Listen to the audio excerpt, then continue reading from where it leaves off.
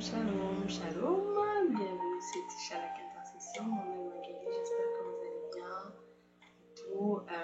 Aujourd'hui j'avais à cœur qu'on puisse partager un verset, un chapitre plutôt, et le thème que j'ai à cœur qu'on puisse développer c'est la profondeur de l'esprit, voir un peu c'est quoi la profondeur de l'esprit, avec Ézéchiel 47, 1 à 12 et tout, mais avant on va prier, on va remettre ce temps entre les mains du Seigneur, que le Seigneur en tout cas nous assiste, que le Saint-Esprit puisse nous parler, puisse nous révéler ce qui est caché, ce que nous ne connaissons pas, ce que nous avons besoin de saisir à travers ces versets. Dieu de gloire, nous prions, Seigneur Jésus, que tu puisses ouvrir notre entendement, éclaire notre esprit, éclaire notre entendement, notre discernement, notre esprit, notre personne, pour que nous puissions, Seigneur, comprendre, saisir ce que toi tu veux, saisir ce que toi tu veux nous apprendre, notamment à travers la parole, à travers ce que nous avons, Seigneur Père, partagé. Je prie que, Seigneur Père, nous puissions aller dans la révélation, dans une profondeur, Seigneur Père, au nom de Jésus-Christ. Amen. J'aimerais d'abord définir c'est quoi la profondeur, qu'est-ce qu'on entend par profondeur et tout, et donner des synonymes juste pour un peu nous éclairer encore plus sur la signification. On dit que la profondeur c'est un caractère de ce qui est profond, dimension du fond à la surface. Qualité d'une personne dont les pensées sont profondes. Caractère de ce qui est profond, de ce qui est à l'intérieur. Et tout, donc c'est clair qu'on ne s'attarde pas à la surface, bien superficielle, mais on va vraiment dire. Et tous les synonymes, c'est hauteur, intensité, depth. Donc c'est vraiment comme à l'intérieur deep. Donc un des premiers points qu'on va voir, c'est quoi aussi l'esprit. Parce qu'on veut quand même, dans ces versets ici, c'est quoi l'esprit. Donc je vais lire versets 1 à 12, 47, voir maintenant certains éléments, comment le mettre dans notre contexte à nous aujourd'hui. Verset 1, on dit, il me ramena vers la porte de la maison, et voici de l'eau sortait sous le seuil. En fait, je veux juste préciser que c'est une vision. C'est pas vraiment passé, mais le Seigneur a montré une vision à Ézéchiel. Et tout l'eau sortait sous le seuil de la maison à l'Orient, car la face de la maison était à l'Orient. L'eau descendait sous le côté droit de la maison, au midi de l'autel. Et il me conduisit par le chemin de la porte septentrionale. Et il me fit faire le tour par dehors jusqu'à l'extérieur de la porte orientale. Et voici l'eau coulait du côté droit. Lorsque l'homme s'avança vers l'Orient, il avait dans la main un cordeau et il mesura 1000 coudées. Et il me fit traverser l'eau, et j'avais de l'eau jusqu'aux chevilles. Il mesura encore 1000 coudées et me fit traverser l'eau, et j'avais de l'eau jusqu'aux genoux. Il mesura encore 1000 coudées et me fit traverser, et j'avais de l'eau jusqu'aux reins. Il mesura encore 1000 coudées. C'était un torrent que je ne pouvais traverser, car l'eau était si profonde qu'il fallait y nager. C'était un torrent qu'on ne pouvait traverser. Je m'arrête ici, verset 1 à 5. Et tout. Donc ici, on peut donner l'esprit, c'est caractérisé par l'eau, parce que souvent on utilise l'eau comme le Saint-Esprit. Et tout, la maison peut être caractérisée comme, en fait, désolé, ça me dérange, caractérisée comme notre corps, qui est le temple du Saint-Esprit. Donc, ici, c'est un peu les symboles qu'on va utiliser, c'est un peu les explications qu'on va utiliser pour expliquer un peu ce qu'on veut parler. Ici, on voit qu'il y a une progression. Dans les versets qu'on vient de lire, c'est que on voit le temple, on voit la maison, puis au début, l'eau est comme au seuil, donc au début de la maison. Ensuite, quand on mesure, ça arrive à la cheville, donc il peut encore marcher. Ensuite, on voit que l'eau se répand un peu partout, au point où ça devient un torrent. Un torrent, on dit que c'est un écoulement rapide et brutal. Abondance de quelque chose qui semble se répandre. Donc c'est ça un torrent. Donc maintenant, comment on peut mettre ça maintenant dans mon contexte à moi? C'est quoi le rapport? L'eau, le Saint-Esprit, la maison, le corps, le temple et tout, c'est quoi le rapport? En fait, c'est que quand le Saint-Esprit vient, il vient progressivement. Il vient, il nous remplit progressivement et tout. Donc au début, si maintenant je le mets comme le Saint-Esprit qui me remplit, admettons moi, s'il commence par ma chérie et tout, il commence là, il commence à monter au point où je suis submergée du Saint-Esprit, où je nage dans le Saint-Esprit, dont je ne contrôle plus rien. La profondeur emmène que je perds le contrôle. Et tout parce qu'il dit on devait y nager. Donc, je ne pouvais plus tenir debout. Donc, je devais nager. Je devais comme aller en nageant. Et tout. Donc, en fait, c'est un peu ça. Et tout. Et du verset 6 à 8, on voit ici que lorsque le Saint-Esprit déborde dans nos vies, il nous transforme. On voit ici qu'il dit, il me dit, as-tu vu, fils de l'homme? Et il me ramena au bord du torrent. Quand il m'eut ramené, voici, il y avait sur le bord du torrent beaucoup d'arbres de chaque côté. Il me dit, cette eau coulera vers le district oriental, descendra dans la plaine et entrera dans la mer. Lorsqu'elle sera jetée dans la mer, les eaux de la mer deviendront saines. Donc on voit ici que non seulement cette eau-là a transformé nos vies, mais elle touche aussi genre notre entourage, les domaines de nos vies, les situations et circonstances. Donc quand le Saint-Esprit vient, il me remplit certes, mais quand il déborde en moi, il vient aussi impacter ma vie. Il vient aussi impacter mon entourage. Il vient aussi impacter les circonstances et les situations de ma vie. Donc ce torrent-là, c'est pour ça que j'ai besoin d'être profond dans l'esprit, d'aller vraiment. C'est pour ça qu'on a dit que c'est du fond à la surface. Donc c'est vraiment en bas. Je vais en bas. To be deep. Like, de rentrer à l'intérieur. De vraiment rentrer. C'est ça qui te permettra de juste nager en fait. Quand tu nages, c'est que tu ne contrôles pas vraiment. Tu fais juste suivre le mouvement des vagues. Tu suis le mouvement de l'eau. Et tout pour ne pas nager à contre-courant, pour pouvoir ne pas te noyer aussi. Et tout. Donc, c'est ça qui est important quand on veut être dans cette profondeur-là. Et tout. Ensuite, du verset 9 à 12, je vais lire. Ça, ce sont les conséquences ou bénéfices du torrent. Qu'est-ce que ça fait en fait et tout. Verset 9, on dit tout être vivant qui se meut vivra partout où le torrent coulera, et il y aura une grande quantité de poissons. Car là où cette eau arrivera, les eaux deviendront saines et tout vivra partout où parviendra le torrent. Des pêcheurs se tiendront sur ses bords depuis Engedi jusqu'à Anglaïm.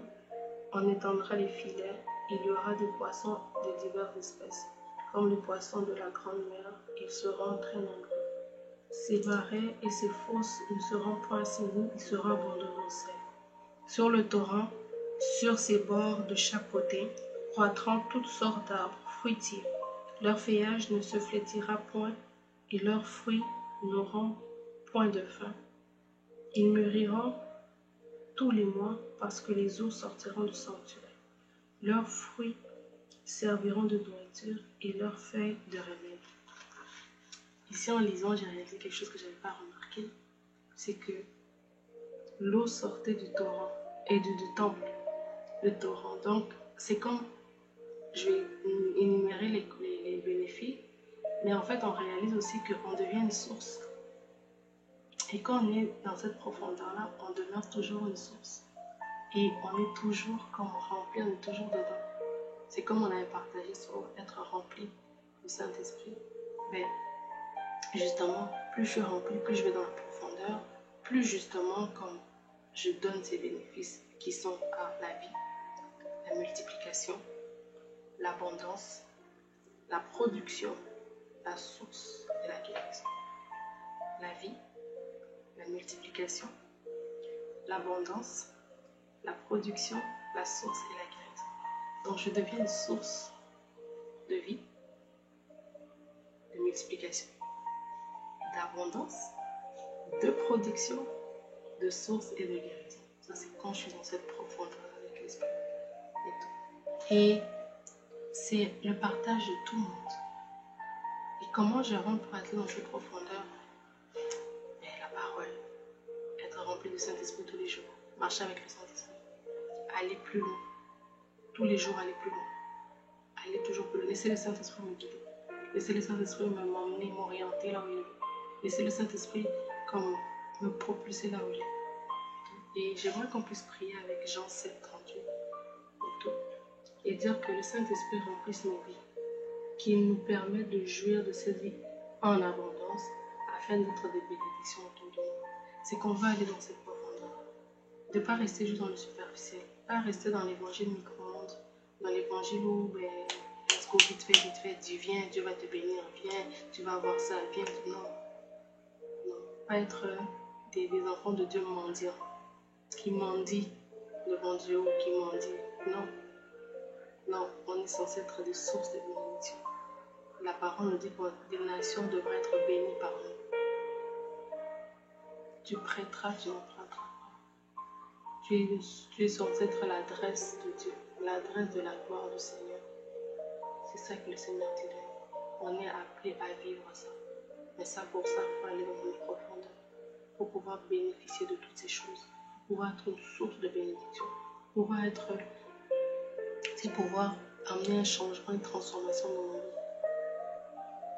Parce que, en fait, c'est difficile d'emmener ça d'abord de un dans la vie des autres. Si dans notre vie, ça ne marche pas. Si dans notre vie à nous, comme il n'y a pas cette transformation-là, c'est une des raisons pourquoi des fois l'évangile est faible. Parce qu'il n'y a pas d'œuvres dans nos vies qui peuvent témoigner de la puissance du Saint-Esprit. Donc, je dois être moi-même d'abord ce temple-là, cette maison-là, pour que des eaux sortent de moi, pour que l'Esprit de Dieu me submerge. En me submergeant, il permet justement de briser beaucoup de choses dans lui, beaucoup de choses. Donc, je serai que conduit par lui. Et lui va m'emmener encore plus en profondeur. Aller emmener maintenant, aller pouvoir être une bénédiction pour les autres. Pour que moi aussi, en mon tour, je sois une source pour les autres. Pour que je sois une source pour les autres. Et donc, c'est très important. C'est très important parce que ça me permet justement de rentrer dans ces programmes. Ça me permet de rentrer parce que quand on voit ici tout ce que cette eau-là, ce torrent-là fait, et ce torrent-là est merveilleux. Ce torrent-là m'emmène la vie, en fait. Emmène la vie dans tout ce qui était mort. Il n'y aura pas de mort. Il n'y a pas de mort quand le Saint-Esprit est là. Quand le Saint-Esprit est présent, il n'y a rien qui meurt. Il n'y a absolument rien qui va mourir. Rien. Et il va multiplier. Il y aura une multiplication. Il multiplie l'abondance. Parce que la parole nous dit, je suis venu pour que mes brebis aient l'abondance. Vivre dans l'abondance. Soit dans l'abondance. Et la production, je veux produire. Je veux produire des choses. Je veux me multiplier dans plusieurs formes. Je veux produire des choses. Et je serai une source de bénédiction. Et surtout la guérison. Est-ce qu'on voit ici qu'il y avait la guérison qui a été opérée? Quand vous priez pour vivre dans cette profondeur de l'esprit, Seigneur Dieu, Seigneur, je prie que tu nous emmènes dans cette profondeur, Seigneur. Oui, Ézéchiel a vu en vision, mais nous voulons le vivre d'une façon palpable dans nos vies. Seigneur, oui, éternel Dieu, nous voulons que tu viennes là où nous sommes faibles, là où, Seigneur, nous n'arrivons pas, que tu puisses, éternel Dieu de gloire, nous soutenir, nous aider, éternel Dieu de gloire. Là où, Seigneur, c'est encore flou, là où c'est encore, Seigneur, Papa, incertain, Seigneur, nous ne sommes pas sûrs, où il manque d'estime, il manque, Seigneur, Père de gloire, Seigneur, Père, un courage, Seigneur, une force, que tu viennes fortifier, que tu viennes aider, Seigneur. Je prie, éternel, que tu puisses te manifester, que tu puisses agir. Emmène-nous dans cette profondeur. Nous voulons aller dans cette profondeur, à creuser, Seigneur, encore plus avec toi. Que rien ne nous empêche, Seigneur. Que le sang de Jésus nous couvre, nous garde, Seigneur, pour que nous puissions aller là où toi tu veux. Que nous puissions vivre cette vie-là que tu as préparée pour nous. Ces plans-là de paix, de bonheur que toi tu as préparé d'avance pour nous. Nous voulons vivre, représenter ton royaume, représenter ce que tu es, ce que tu représentes aussi, Seigneur Jésus. Nous ne voulons pas que ce soit juste en parole, nous voulons que ce soit en action, nous voulons que ce soit, Seigneur Dieu de gloire, selon ton esprit. Au nom de Jésus-Christ. J'espère que cette exhortation, ce partage vous a fait du bien, a apporté un plus dans vos vies. Je prie que vraiment le Seigneur vous aide, vous soutienne. Là où il y a des lacunes, des faiblesses, que l'Esprit de Dieu vous soutienne. Qu'il puisse être là pour vous, qu'il puisse vous aider. Le bien et le mal dans cette génération, c'est qu'on a accès à beaucoup de choses, beaucoup d'informations. Le mal, c'est que c'est pas toujours, comment je peux dire, toujours authentique, selon la parole de Dieu, selon la pensée du Saint-Esprit. Mais je prie que le Seigneur nous guide toujours vers, comme j'appelle, des personnes qui ont travaillé leur personne, leur caractère, leur consécration.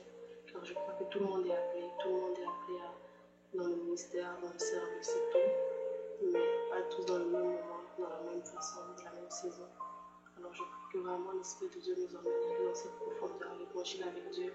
Avec Dieu, c'est pas une question de rapidité, de micro-ondes, de fast, non. C'est pas un fast-food là avec Dieu.